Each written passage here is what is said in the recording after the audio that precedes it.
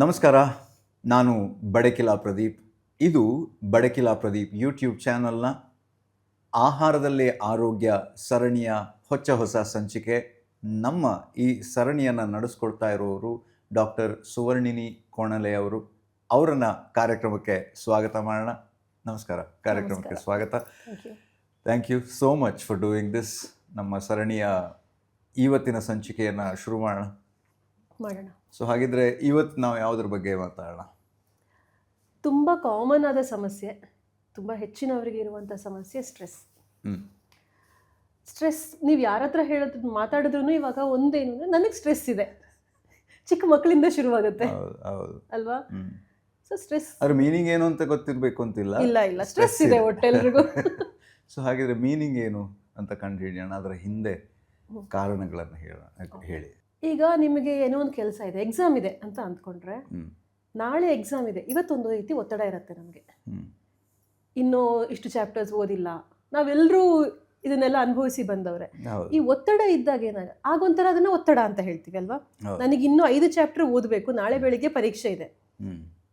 ಆ ಒತ್ತಡದಲ್ಲಿ ನಾವು ಓದ್ತಾ ಹೋಗ್ತೀವಿ, ಒಂದಷ್ಟು ವಿಷಯ ಗ್ರಹಿಸ್ತೀವಿ, ಮರುದಿವಸ ಎಕ್ಸಾಮಲ್ಲಿ ನಾನು ನಿನ್ನೆ ಓದಿದ್ದೀನಿ, ಬಚಾವಾದೆ, ಪರೀಕ್ಷೆ ಬರದೆ ಅಂತ. ಅದು ಒತ್ತಡದೇ. ಇನ್ನೊಂದು ಒತ್ತಡ ಇದೆ, ಆ ಒತ್ತಡದಲ್ಲಿ ನೀವು ಏನೋ ಒಂದು ಆಗಬೇಕು, ನಿಮಗೆ ಆಗ್ತಾ ಇಲ್ಲ, ಬಟ್ ಒತ್ತಡ ಜಾಸ್ತಿ ಆದ ಕಾರಣ ನಿಮ್ಗೆ ಆ ಕೆಲಸ ಮಾಡೋಕ್ಕೆ ಆಗಲ್ಲ. ಅದೇ ಅಬ್ಸ್ಟ್ರಕ್ಷನ್. ಹೌದು, 2 ರೀತಿಯ ಒತ್ತಡ. ಇದನ್ನ ನಾವು ಯೂಸ್ಟ್ರೆಸ್ ಮತ್ತೆ ಡಿಸ್ಟ್ರೆಸ್ ಅಂತ ಕರಿತೀವಿ. ಓಕೆ, ಅಂದ್ರೆ ಒಂದು ಧನಾತ್ಮಕವಾದದ್ದು, ಒಳ್ಳೆ ಸ್ಟ್ರೆಸ್. ಈ ಯಾವುದಕ್ಕೂ ತಯಾರಾಗಬೇಕು ಅಂದಾಗ ಬಂದಂತಹ ಪ್ರೆಷರೇ ಒಳ್ಳೆ ಒತ್ತಡ. ಹೌದು, ಅದು ನಮ್ಮ ಹತ್ರ ಆ ಪ್ರೆಷರ್ ಏನ್ ಮಾಡುತ್ತೆ, ಕೆಲಸ ಮಾಡಿಸುತ್ತೆ. ನಾನು ತುಂಬಾ ಸುಲಭವಾದ ಉದಾಹರಣೆ ಪರೀಕ್ಷೆದು ಕೊಟ್ಟಿದ್ದೆ. ಯಾಕಂದ್ರೆ ಇಡೀ ವರ್ಷ ಓದಿರೋ, ನಾಳೆ ಇಂಟರ್ವ್ಯೂ ಇದೆ, ನಾಳೆ ಇಂಟರ್ವ್ಯೂ ಇದೆ, ಪ್ರಿಪೇರ್ ಆಗ್ಬೇಕು. ಇಷ್ಟು ದಿನ ಆಗಿರಲ್ಲ, ನಾಳೆ ಏನೋ ಒಂದು ಸಬ್ಮಿಟ್ ಮಾಡಬೇಕು, ಇವತ್ತು ಕೂತ್ಕೊಂಡು ಅಸೈನ್ಮೆಂಟ್ ಬರ್ದಿರ್ತೀವಿ, 1 ತಿಂಗಳಿಂದ ಬರ್ದಿರಲ್ಲ. ಸಬ್ಮಿಷನ್ ಡೇಟ್ ಹತ್ರ ಬಂತು ಅಂತಂದಾಗ ಅಲ್ವಾ, ಕೆಲಸ ಆಗತ್ತೆ ಅಲ್ಲಿ. ಇನ್ನೊಂದು ಡಿಸ್ಟ್ರೆಸ್, ನಮ್ಮನ್ನೆಲ್ಲರನ್ನ ಕಾಡ್ತಾ ಇರೋವಂಥದ್ದು ಡಿಸ್ಟ್ರೆಸ್. ಅದೇನಾಗುತ್ತೆ, ಕೆಲಸ ಮಾಡೋಕ್ಕೆ ಬಿಡೋದಿಲ್ಲ ನಮ್ಮನ್ನ. ಆ ಸ್ಟ್ರೆಸ್ಸಿನ ಕಾರಣದಿಂದ ಏನಾಗ್ತಿರತ್ತೆ, ನನಗೆ ಈಗ ಉದಾಹರಣೆಗೆ ನಾನು ಒಂದು ಬಿಸ್ನೆಸ್ ಆರಂಭ ಮಾಡಬೇಕು ಅಂತ ಅಂದ್ಕೊಂಡಿರ್ತೀನಿ. ಅದಕ್ಕೆ ಎಷ್ಟು ಕೆಲಸಗಳಿದೆ, ತುಂಬ ಕೆಲಸಗಳಿರುತ್ತೆ. ಏನೋ ರಿಜಿಸ್ಟ್ರೇಷನ್ ಆಗಬೇಕು, ನಾನು ಮಾರ್ಕೆಟಿಂಗ್ ಮಾಡಬೇಕು, ಪ್ರಾಡಕ್ಟ್ ರೆಡಿ ಮಾಡಬೇಕು, ಏನೋ ಒಂದಷ್ಟು ಕೆಲಸಗಳಿರುತ್ತೆ. ಇದೆಲ್ಲ ಯೋಚನೆ ಮಾಡಿ, ಅಯ್ಯೋ ಇದೆಲ್ಲ ಆಗೋದು ಹೌದಾ ಅಂತ ನಾವು ಅಲ್ಲೇ ನಿಂತು ಬಿಡ್ತೀವಿ. ನನ್ನ ಕೈಲಿ ಇದೆಲ್ಲ ಸಾಧ್ಯ ಇಲ್ಲ. ಹಾಗಂತ ಆ ಕಡೆ ಕೆಲಸನೂ ಆಗಲ್ಲ, ಈ ಕಡೆ ನೆಮ್ಮದಿನೂ ಇರಲ್ಲ. ಅಯ್ಯೋ ಅದು ಮಾಡಬೇಕು ಅನ್ನೋದಿರತ್ತೆ, ರಾತ್ರಿ ನಿದ್ದೆ ಬರಲ್ಲ. ರೈಟ್, ತುಂಬಾ ಸತಿ ಅನುಭವಿಸಿದ್ದೀನಿ ನಾನು ಕೂಡ ಅಲ್ವಾ? ಇದಾಗ್ತಿರತ್ತೆ. ಹಾಗಂತ ನಾವು ಕೆಲಸನೂ ಪೂರ್ತಿ ಮಾಡ್ತಾ ಇರಲ್ಲ, ಆ ಯೋಚನೆಯಲ್ಲಿ ಭಯ, ನೆಗೆಟಿವ್ ಆಗುತ್ತೆ. ಹೌದು, ಅದಷ್ಟೇ ಆಗಿರಲ್ಲ, ಆ ಕೆಲಸ ಆಗ್ಲಿಲ್ಲ ಅನ್ನೋ ಕಾರಣಕ್ಕೆ ಈಗ ಬಿಸ್ನೆಸ್ ನಾನು ಶುರು ಮಾಡಲಿಲ್ಲ, ಆರ್ಥಿಕವಾಗಿ ಸಮಸ್ಯೆ ಬರ್ಬೋದು. ಇನ್ನೊಂದು ಮಾನಸಿಕವಾಗಿ ನಾನು ಮಾಡಬೇಕು ಅಂದುಕೊಂಡದನ್ನ ಮಾಡೋಕ್ಕಾಗಲಿಲ್ಲ ಅನ್ನೋದೊಂದು ಹಿನ್ನಡೆ ಇರುತ್ತಲ್ಲ, ಅದು ಪ್ಲಸ್ ಆರ್ಥಿಕ ಸಮಸ್ಯೆನೋ ಸಾಮಾಜಿಕವಾಗಿ ಇನ್ನೇನೋ ಸಮಸ್ಯೆಗಳು ಬರುತ್ತಲ್ಲ, ಆಗ ಅದನ್ನ ಫೇಸ್ ಮಾಡೋಕ್ಕಾಗಲ್ಲ ನನಗೆ. ಸೊ ಈ ಒತ್ತಡದ ಕಾರಣದಿಂದಾಗಿ ಇದೆಲ್ಲ ಸಮಸ್ಯೆಗಳು, ಅದರ ಕಾನ್ಸಿಕ್ವೆನ್ಸಸ್ ಬೇರೆನೇ ಇರುತ್ತೆ. ಈಗ ಆರ್ಥಿಕ ಸಮಸ್ಯೆ ಬಂತು ಅಂದರೆ ಮತ್ತೆ ನಾಳೆ ನಾನು ಬೆಳಿಗ್ಗೆ ಸ್ಕೂಲ್ ಫೀಸ್ ಕಟ್ಟಬೇಕು, ನಾಡಿದ್ದು ಇನ್ನೇನೋ ಬಿಲ್ ಕಟ್ಟಬೇಕು, ಕೈಯಲ್ಲಿ ದುಡ್ಡಿಲ್ಲ, 100 ರೂಪಾಯಿ ಇದೆ, ನಾಳೆ 1000 ಬಿಲ್ ಕಟ್ಟಬೇಕು. ಒತ್ತಡವೇ ಇನ್ನಷ್ಟು ಒತ್ತಡಗಳಿಗೆ ಮೂಲ ಆಗತ್ತೆ. ಸೊ ಹೀಗೆ 2 ಸ್ಟ್ರೆಸ್. ಸೊ ಯೂ ಸ್ಟ್ರೆಸ್ ಅಂತ ಏನು ಹೇಳ್ತೀವಿ, ಇದು ಒಳ್ಳೇದು, ಅದು ಬೇಕು. ಅದು ಇಲ್ಲ ಅಂತಂದ್ರೆ ನಾವು ಪರೀಕ್ಷೆಗೆ ಓದಲ್ಲ, ಯಾವುದಕ್ಕೂ ಪ್ರಿಪೇರ್ ಆಗಲ್ಲ, ಯಾವ ಕೆಲಸವನ್ನು ಮಾಡಲ್ಲ. ಅದು ಬೇಕು, ಯಾವ ಕೆಲಸ ಮಾಡಬೇಕಂದ್ರೆ. ಡಿಸ್ಟ್ರೆಸ್ ಬೇಡ. ಆದರೆ ನಮಗೆಲ್ಲರನ್ನ ಕಾಡ್ತಾ ಇರುವಂಥದ್ದು ಇದು, ಋಣಾತ್ಮಕವಾದ ಈ ನಮ್ಮ ಮೇಲೆ ದುಷ್ಪರಿಣಾಮ ಬೀರುವಂಥ ಒಂದು ಒತ್ತಡ ಏನಿದೆ. ಬಟ್ ಅದಕ್ಕೆ ಏನು ಅಂದರೆ ಪರಿಹಾರ ಏನು? ನೀವು ಪ್ರಾಬ್ಲಮ್ ಹೇಳಿದ್ರೆ ಸೊಲ್ಯೂಷನ್ ಹೇಳಬೇಕು.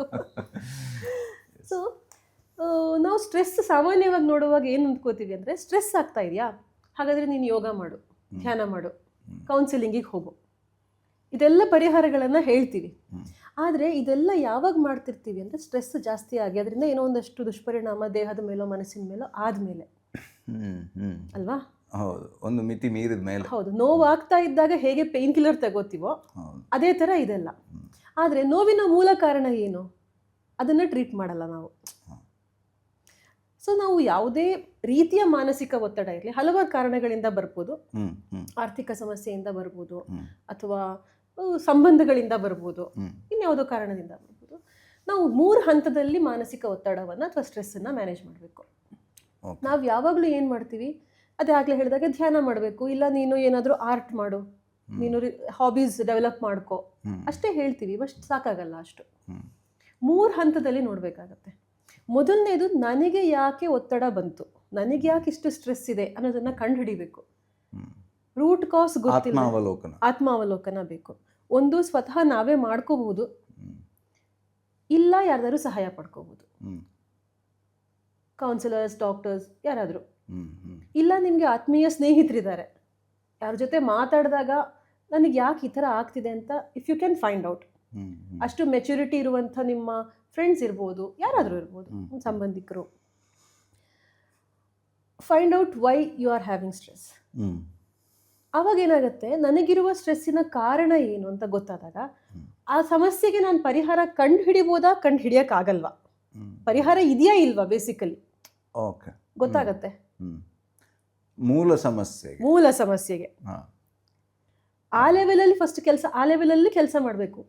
ನೋವಿಗೆ ಪೇನ್ ಕಿಲ್ಲರ್ ತಗೋಬೇಕು ಅನ್ನೋದು ಹೌದು, ತುಂಬಾ ಆಬ್ಜೆಕ್ಟಿವ್ ಆಗಿ ಯೋಚನೆ ಮಾಡೋರನ್ನ ಅಪ್ರೋಚ್ ಆಗಬೇಕು ಮೇನ್ ಆಗಿ. ಹೌದು. ಅದಕ್ಕೆ ಹೇಳಿದ್ದು, ನಿಮಗೆ ಸಾಧ್ಯ ಆದರೆ, ನಮಗೆ ಸಾಧ್ಯ ಆದರೆ ನಾವು ಮಾಡ್ಕೋಬಹುದು, ಇಲ್ಲ ಕೌನ್ಸಿಲರ್ ಹತ್ರನೋ ಯಾರ ಹತ್ರನೋ ತಗೋಬೇಕಾಗತ್ತೆ.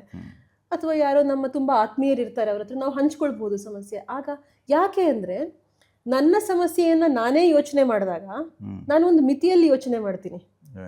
ನಿಮ್ಮ ಹತ್ರ ಬಂದು ಹೇಳಿದಾಗ ನೀವು ಆ ಸಮಸ್ಯೆಯ ಹೊರಗಡೆ ಇರುವವರು ಇನ್ನೊಂದು ಆ್ಯಂಗಲ್ ಇಂದ ಯೋಚನೆ ಮಾಡೋಕ್ಕಾಗತ್ತೆ. ಮತ್ತೆ ನಾನು ಅದನ್ನೇ ಯೋಚನೆ 100 ಸಲ ಮಾಡಿರ್ತೀನಿ, ನನಗೆ ಇನ್ನೊಂದು ಯೋಚನೆ ಬರೋದಿಲ್ಲ. ಅದೇ ಅಲ್ಲಿಗೆ ರೋಡ್ ಬ್ಲಾಕ್ ಆಗುತ್ತೆ. ಅದು ಹೌದು. ಇನ್ನೊಬ್ಬರು ನೋಡಿದಾಗ ಏನಾಗುತ್ತೆ, ಹೊರಗಿನಿಂದ ಕಾಣಿಸುತ್ತೆ, ಹೊರಗಿನಿಂದ ನೋಡಿದ ಹಾಗಾಗುತ್ತೆ, ನಾನು ಒಳಗಡೆನೆ ಇರ್ತೀನಿ. ಸೊ ಒಂದು ಪರಿಹಾರ, ಸಮಸ್ಯೆ ಇದೆಯಾ ಏನು ಅಂತ ಕಂಡುಹಿಡಿಯೋದು. ನೆಕ್ಸ್ಟ್ ಲೆವೆಲಲ್ಲಿ ಪರಿಹಾರ ಇದೆ ಅಂತ ಆದರೆ work on that, automatically stress ಕಡಿಮೆ ಆಗುತ್ತೆ. ನಾವು ಆ ಮೂಲ ಕಂಡು ಹಿಡಿದೆ, ನನಗೆ ಸ್ಟ್ರೆಸ್ ಆಗ್ತಿದೆ, ನಾನು ಧ್ಯಾನ ಮಾಡ್ತೀನಿ ಅಂದರೆ ಆ ಕಡೆ ಧ್ಯಾನನೂ ಮಾಡೋಕ್ಕಾಗಲ್ಲ, ಅದು ಬೇರೆ ವಿಷಯ. ಸ್ಟ್ರೆಸ್ಸು ಕಡಿಮೆ ಆಗಲ್ಲ. ನಾವು ಎಷ್ಟು ಯೋಗ ಕ್ಲಾಸಿಗೆ ಹೋದ್ರು ಏನು ಮಾಡಿದ್ರು ಸ್ಟ್ರೆಸ್ ಕಡಿಮೆ ಆಗಲ್ಲ, because you are not addressing the root cause. So solution ಇದೆ ಅಂತ ಆದರೆ ವರ್ಕ್ ಆನ್ ದ್ಯಾಟ್. ಅದನ್ನು ಹೇಗೆ ಮಾಡಬೇಕು, ಏನು ಮಾಡಬೇಕು. ಇಲ್ಲ ಅಂದರೆ ತುಂಬ ಸಂದರ್ಭದಲ್ಲಿ ಆಗತ್ತೆ. ಉದಾಹರಣೆಗೆ ಅದು ಇನ್ನೊಂದು ಪರಿಸ್ಥಿತಿ ಏನಿರುತ್ತೆ ಅಂತಂದ್ರೆ, ಸ್ಟ್ರೆಸ್ ಒಂದೇ ಕಾರಣಕ್ಕೆ ಬಂದಿರೋದಿಲ್ಲ, ಹಲವಾರು ಮಲ್ಟಿಪಲ್ ಸೋರ್ಸಸ್ ಆಫ್ ಇದು ಅಂದ್ರೆ ರೀಸನ್ಸ್ ಇರುತ್ತೆ. ಯಾಕಂದ್ರೆ ನಾವು ನಮ್ಮ ಬದುಕು ಮಲ್ಟಿ ಡೈಮೆನ್ಷನಲ್, ಒಂದೇ ಆಗಿರಲ್ಲ, ಹಲವಾರು ಕಾರಣಗಳಿಂದ ಬಂದಿರುತ್ತೆ. ಪರ್ಸನಲ್ ಇರ್ಬೋದು, ಅಥವಾ ಪ್ರೊಫೆಷನಲ್ ಇರ್ಬೋದು, ಅಥವಾ ಸೋಷಿಯಲ್ ಇರ್ಬೋದು, ಎಕನಾಮಿಕಲ್ ಇರ್ಬೋದು. ಸೋಷಿಯಲ್ ಮೀಡಿಯಾದಲ್ಲಿ ಲೈಕ್ಸ್ ಬಂದಿಲ್ಲ ಅಂತ ಕಾರಣಗಳು ಏನಾದ್ರೂ ಅದಕ್ಕೆ ಇದಿಲ್ಲ, ಮಿತಿ ಇಲ್ಲ. ಪೇರೆಂಟ್ಸಿನ ಕಾರಣದಿಂದ ಸ್ಟ್ರೆಸ್ ಇರ್ಬೋದು, ಮಕ್ಕಳ ಕಾರಣದಿಂದ ಸ್ಟ್ರೆಸ್ ಇರ್ಬೋದು, ಹಲವಾರು ಕಾರಣ. ಸೊ ಈಗ ಪರಿಹಾರ ಇಲ್ಲದೆ ಇರುವ ಸಮಸ್ಯೆಗಳು ಅಂತ ಇರುತ್ತೆ. ಒಂದು ಏನಂದ್ರೆ ಪರಿಹಾರನೇ ಇಲ್ಲ, ಇನ್ನೊಂದು ಪರಿಹಾರ ಇರುತ್ತೆ ಬಟ್ ಸ್ವಲ್ಪ ಟೈಮ್ ತಗೊಳುತ್ತೆ. ಅಲ್ಲಿ ತನಕ ಹೇಗೆ ನಾನು ಅದನ್ನ ಮ್ಯಾನೇಜ್ ಮಾಡಬೇಕು ಅಂತ. ಈಗ ಉದಾಹರಣೆಗೆ ಆರ್ಥಿಕ ಸಮಸ್ಯೆ ಬಂದ್ರೆ ಒಂದು ಸ್ವಲ್ಪ ಟೈಮಲ್ಲಿ ಸರಿ ಮಾಡ್ಕೊಳ್ಬಹುದು ಅಂತ ಸ್ಥಿತಿ ಇರುತ್ತೆ. ನಾವು ತುಂಬ ಜನರನ್ನ ನೋಡ್ತೀವಿ, ಸಾಲ ಜಾಸ್ತಿ ಆಯಿತು ಆತ್ಮಹತ್ಯೆ ಮಾಡಿಕೊಂಡ್ರು, ಇಂಥದ್ದು ನೋಡ್ತೀವಿ. ಅವ್ರು ಇನ್ನೊಂದು ಸ್ವಲ್ಪ ಕಾದಿದ್ರೆ ಆಗ್ತಿತ್ತಾ ಅನ್ನೋದೊಂದಿರುತ್ತೆ. ಅಂದರೆ ನಾವು ಪರಿಹಾರ ತಕ್ಷಣಕ್ಕೆ ಸಿಗದೆ ಇರಬಹುದು, ಬಟ್ ಸ್ವಲ್ಪ ಯೋಚನೆ ಮಾಡಿದರೆ ಇನ್ನೊಂದು ದೀರ್ಘಕಾಲದಲ್ಲಿ 6 ತಿಂಗಳಲ್ಲೋ 1 ವರ್ಷದಲ್ಲೋ ಪರಿಹಾರ ಸಿಗಬಹುದು. ಅಷ್ಟು ಯೋಚನೆ ಮಾಡಬೇಕಾಗತ್ತೆ. ಇಲ್ಲ ಅಂದರೆ ನಮಗೆ ದಾರಿ ಬಂದು ಇಲ್ಲ ಅಂದ್ಕೊಂಡು ನಾವು ಸೋತ್ ಹೋಗ್ತೀವಿ. ಆತ್ಮಹತ್ಯೆ ಅಂತಲ್ಲ, ಖಿನ್ನತೆಗೆ ಹೋಗ್ಬೋದು, ಇನ್ಯಾವುದೋ ಮಾನಸಿಕ ಸಮಸ್ಯೆಗಳು ಶುರುವಾಗಬಹುದು. ಮಾನಸಿಕ ಸಮಸ್ಯೆ ಶುರುವಾಯಿತು ಅಂದರೆ ದೇಹದ ಮೇಲೂ ಪರಿಣಾಮ ಬಿದ್ದಿರುತ್ತೆ, ದೈಹಿಕವಾಗೂ ಏನೊಂದಷ್ಟು ಸಮಸ್ಯೆಗಳು. ಆತ್ಮಹತ್ಯೆಗಿಂತಲೂ ಕೂಡ ಅದು ಜಾಸ್ತಿ ತೊಂದರೆ ಕೊಡುತ್ತೆ, ಯಾಕಂದ್ರೆ ಕೊರಗಿ ದಿನ ಸಾಯ್ತಾರೆ. ಹೌದು. ಇನ್ನೊಂದು, ಈಗ ದೀರ್ಘಕಾಲದ ರೋಗಗಳಿರುತ್ತೆ ಕೆಲವೊಂದು, ಅದಕ್ಕೆ ಪರಿಹಾರ ಇರಲ್ಲ, ಚಿಕಿತ್ಸೆ ಅಂದ್ರೆ ಟ್ರೀಟ್ಮೆಂಟ್, ಕ್ಯೂರ್ ಇರಲ್ಲ, ಗುಣ ಆಗಲ್ಲ, ಮೇಂಟೈನ್ ಮಾಡ್ಕೊಂಡು ಹೋಗ್ಬೇಕು ಅಂತ ಸಮಸ್ಯೆಗಳು ತುಂಬಾ ಇರುತ್ತೆ. ಈಗ ಕ್ಯಾನ್ಸರ್ ಒಂದು ಹಂತ ಮೀರಿದ ಮೇಲೆ ನಮ್ಮ ಕೈಯಲ್ಲಿ ಏನೂ ಇರಲ್ಲ, ನಾವು ಎಷ್ಟಾಗತ್ತೋ ಅಷ್ಟು ಮೇಂಟೈನ್ ಮಾಡ್ಕೊಂಡು ಇದ್ದಷ್ಟು ಕಾಲ ಆರಾಮಾಗಿರೋಣ ಅಂತ ಆ ಒತ್ತಡ ಇರುತ್ತೆ. ಅದಕ್ಕೆ ನಿಮಗೆ ಕ್ಯೂರ್ ಮಾಡಿದ್ರೆ ಮಾತ್ರ ಪರಿಹಾರ ಆಗಿರುತ್ತದು, ಬಟ್ ಆ ಪರಿಹಾರ ಇಲ್ಲ, ಅಲ್ಲಿ ಕ್ಯೂರ್ ಆಗೋಲ್ಲ ಅಲ್ಲ. ಅದೇ ತರ ಇನ್ನೂ ಹಲವಾರು ಅನಾರೋಗ್ಯಗಳಿರಬಹುದು, ದೀರ್ಘಕಾಲ ಡಯಾಬಿಟಿಸ್ ಕಂಟ್ರೋಲ್ ಮೀರಿ ಹೋಗಿರ್ಬೋದು. ಆಗ ಏನು ಮಾಡಬೇಕು ಅಂದ್ರೆ ಇಂಥ ಸಮಸ್ಯೆಗಳು ಇದು ಅಂತಲ್ಲ ಯಾವುದು, ಅಥವಾ ಸಂಬಂಧಗಳು, ಫಾರ್ ಎಕ್ಸಾಂಪಲ್ ಅದು ಗಂಡ ಹೆಂಡತಿ ಮಧ್ಯೆ ಇರ್ಬೋದು, ಹ್ಮ್ ಸ್ಪೌಸ್ ಜೊತೆ ಇರ್ಬೋದು, ಯಾವುದೇ ಮಕ್ಕಳ ಜೊತೆ ಇರ್ಬೋದು, ಪೇರೆಂಟ್ಸ್ ಜೊತೆ ಇರ್ಬೋದು, ಅಥವಾ ಆತ್ಮೀಯ ಸ್ನೇಹಿತರ ಮಧ್ಯೆ ಇರ್ಬೋದು. Toxic toxic relationship relationship.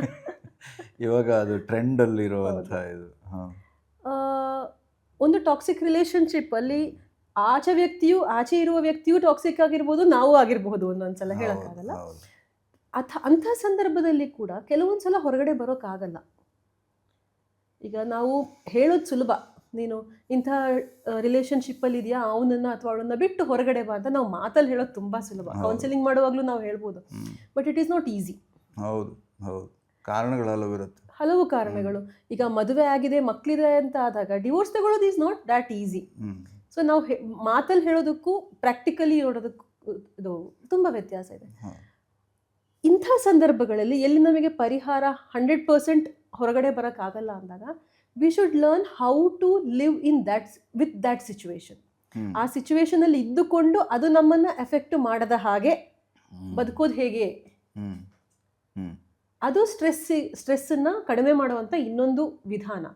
ಹೇಗೆ ಬದುಕಬೇಕು ಅಂದರೆ, ನಾನು ನನ್ನ ಮಾನಸಿಕ ಸಾಮರ್ಥ್ಯವನ್ನು ಜಾಸ್ತಿ ಮಾಡ್ಕೋಬೇಕಾಗತ್ತೆ. ನಾನು ಬರೀ ಆರ್ಟ್ ವರ್ಕ್ ಮಾಡ್ತೀನಿ, ಒಂದಷ್ಟು ಹೊತ್ತು ಮನಸ್ಸು ಅಲ್ಲಿಂದ ಈಚೆ ತರ್ತೀನಿ ಅನ್ನೋದು ಸಾಕಾಗೋದಿಲ್ಲ ಅಲ್ಲಿ. ಅದು ಸಣ್ಣ ಪುಟ್ಟ ಒತ್ತಡಕ್ಕೆ ಸಾಕಾಗ್ಬೋದು. ಬಟ್ ಇಂಥ ಸಂದರ್ಭದಲ್ಲಿ ನಾವು ನಮ್ಮನ್ನು ನಾವು ಸ್ಟ್ರಾಂಗ್ ಮಾಡ್ಕೊಳ್ಳೋದು. ನಾವು ತುಂಬ ಜನರನ್ನು ನೋಡ್ತೀವಿ, oh she is very strong, but ಹೇಗಾದ್ಲು ಸ್ಟ್ರಾಂಗ್, ಅವನು ಅಥವಾ ಅವಳು ಯಾರೇ ಆಗಿರ್ಬೋದು, ಇಂಥ ಹಲವು ಸಂದರ್ಭಗಳಲ್ಲಿ ತನ್ನನ್ನು ತಾನು ಗಟ್ಟಿ ಮಾಡ್ಕೋತಾ ಹೋಗಿದ್ರಿಂದ ಸ್ಟ್ರಾಂಗ್ ಆಗಿರೋವಂಥದ್ದು. ಅವರಿಗೂ ಸ್ಟ್ರೆಸ್ ಆಗಲ್ವಾ? ಅಂಥದ್ದೇ ಈಗ ಒಂದೇ ಸಂದರ್ಭವನ್ನು ಇಬ್ಬರಿಗೆ ಕೊಟ್ಟು ನೋಡಿದರೆ, ಅದೇ ಸಿಚುವೇಶನಲ್ಲಿ ಇಬ್ಬರನ್ನ ಹಾಕಿದ್ರೆ ಅವರು ರಿಯಾಕ್ಟ್ ಮಾಡುವಂಥ ರೀತಿ, ರೆಸ್ಪಾಂಡ್ ಮಾಡುವಂಥ ರೀತಿ, ಅಲ್ಲಿ ಅವರು ಬದುಕಿ ತೋರಿಸುವಂಥ ರೀತಿ, ಗೆಲ್ಲೋದು ಅಥವಾ ಸೋಲೋದು ಬೇರೆ ಬೇರೆ ಥರ ಇರುತ್ತೆ. ಅವರ ಆ ಸಾಮರ್ಥ್ಯ ಭಿನ್ನವಾಗಿರುತ್ತೆ. ಅದನ್ನು ಡೆವಲಪ್ ಮಾಡ್ಕೋಬೇಕಾಗತ್ತೆ ಅಂಥ ಸಂದರ್ಭದಲ್ಲಿ. ಸೊ ಸ್ಟ್ರೆಸ್ಸಿಗೆ ಇದಿಷ್ಟು ಒಂದು ಟೆಂಪರರಿ ರಿಲೀಫ್. ನೀನು ಪ್ರಾಣಾಯಾಮ ಮಾಡ್ತೀನಿ, ತುಂಬ ಸುಲಭ. ಪ್ರಾಣಾಯಾಮದಲ್ಲಿ ಅಥವಾ ಧ್ಯಾನ ಮಾಡಿದಾಗ ಡೀಪ್ ಬ್ರೀದಿಂಗ್ ಮಾಡ್ತಾ ಹೋಗ್ತೀವಿ.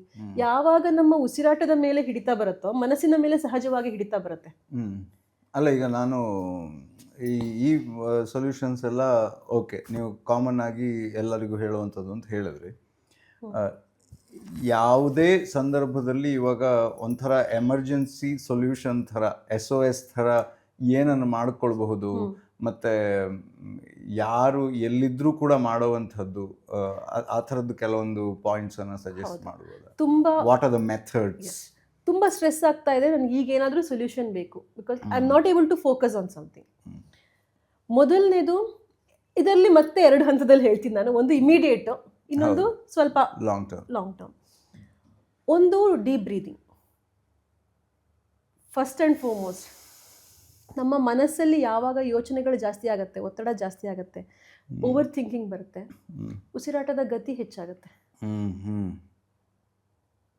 ನೀವು ಗಮನಿಸಿದ್ರೆ ಗೊತ್ತಾಗುತ್ತೆ, ನಿಮಗೆ ತುಂಬ ಆಂಗ್ಸೈಟಿ ಆಗುತ್ತೆ. ಅಂದರೆ ಉಲ್ಟಾ ಪ್ರಾಂಪ್ಟ್ ಮಾಡಿಬಿಡೋದು. ಸೊ ಇದನ್ನು ನಿಧಾನ ಮಾಡಿದಾಗ ಅದು ಕಮ್ಮಿ ಮಾಡಿಸೋಕ್ಕೆ. ಹೌದು. ಮನಸ್ಸು ಹೆಚ್ಚು ಕಮ್ಮಿ ಜಾಸ್ತಿ ಫ್ಲಕ್ಚುವೇಟ್ ಆಗ್ತಾ ಇದ್ದಾಗ ಉಸಿರಾಟ ವೇಗವಾಗಿರುತ್ತೆ. Inter related. ಹೌದು. ಉಸಿರಾಟ ಯಾವಾಗ ನಿಧಾನ ಮಾಡ್ತೀರಾ, ಮನಸ್ಸು ತನ್ನಿಂದ ತಾನೇ ಸಮಾಧಾನಕ್ಕೆ ಬರುತ್ತೆ.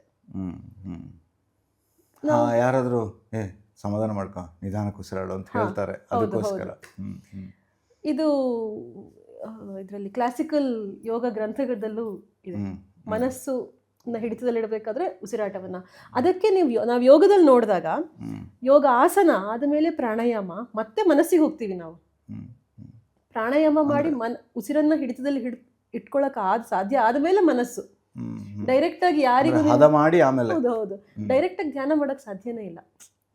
ನಾವೀಗ ಏನು ಮೆಡಿಟೇಷನ್ ಅಂತ ಮಾಡ್ತೀವಿ, ದಟ್ ಈಸ್ ನಾಟ್ ಆ್ಯಕ್ಚುಯಲ್ ಧ್ಯಾನ. ಅದು ಮನಸ್ಸನ್ನು ಒಂದು ಸಮಾಧಾನದ ಸ್ಥಿತಿಗೆ ತರುವಂಥದ್ದೇ ಹೊರತು ಧ್ಯಾನ ಅಲ್ಲ. So meditation is not equal to dhyana. Okay.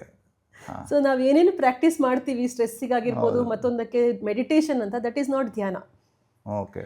ಧ್ಯಾನದ ಸ್ಥಿತಿ ಮುಂದಿನದ್ದು.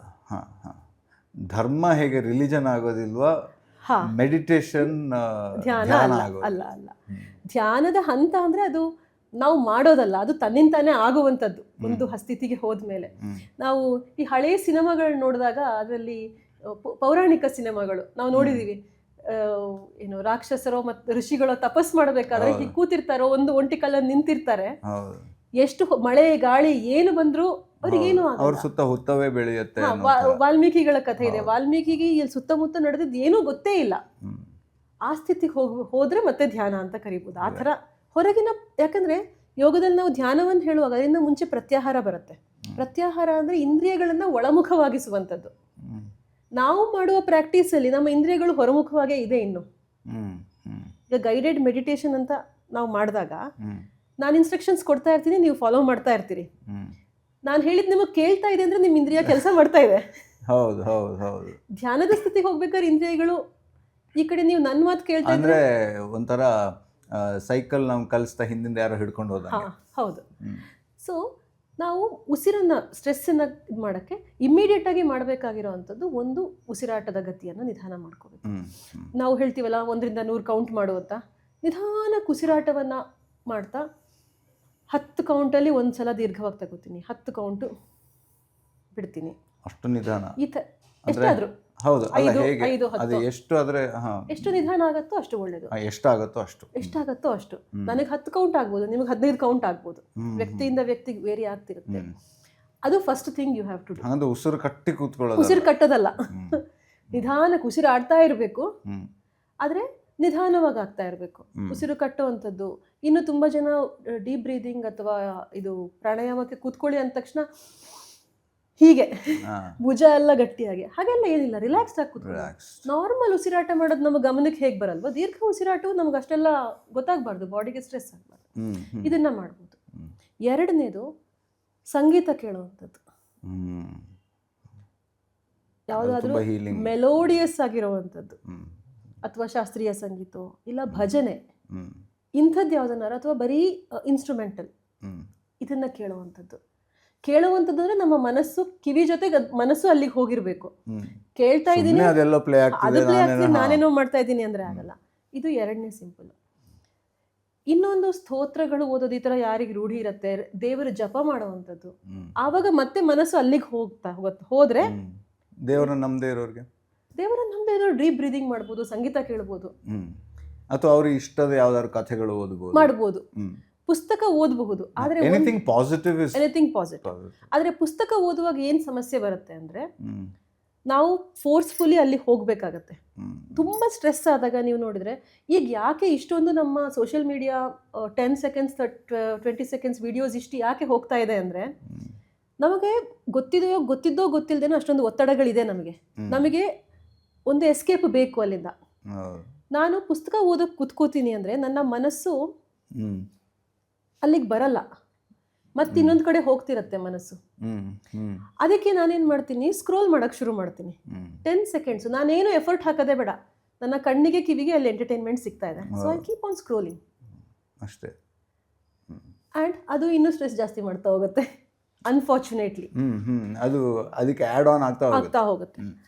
ಸೊ ಅಕಸ್ಮಾತ್ ನಿಮಗೆ ಓದೋದಕ್ಕಾಗೋದಿಲ್ಲ ಹೀಗೆ ಅಂತಂದರೆ, ಇನ್ಸ್ಟೆಡ್ ಆಫ್ ವಾಚಿಂಗ್ ಆ 10-20 ಸೆಕೆಂಡ್ಸ್ 30 ಸೆಕೆಂಡ್ಸ್ ವಿಡಿಯೋಸ್ ಬದಲು, my suggestion is watch a movie. At least 1 hour or 2 hours you will be in one story. So ಒಂದೇ ಕಥೆಯನ್ನು ಫಾಲೋ ಮಾಡ್ತಾ ಇರ್ತೀರ 2 hours.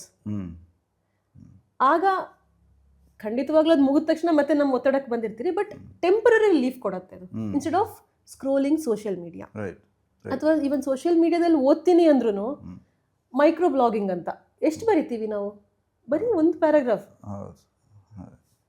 ಜಾಸ್ತಿ ಆದ್ರೆ ಜನ ನೋಡಲ್ಲ ನಾವೇ ಇಷ್ಟೇ ಬರಿತೀವಿ.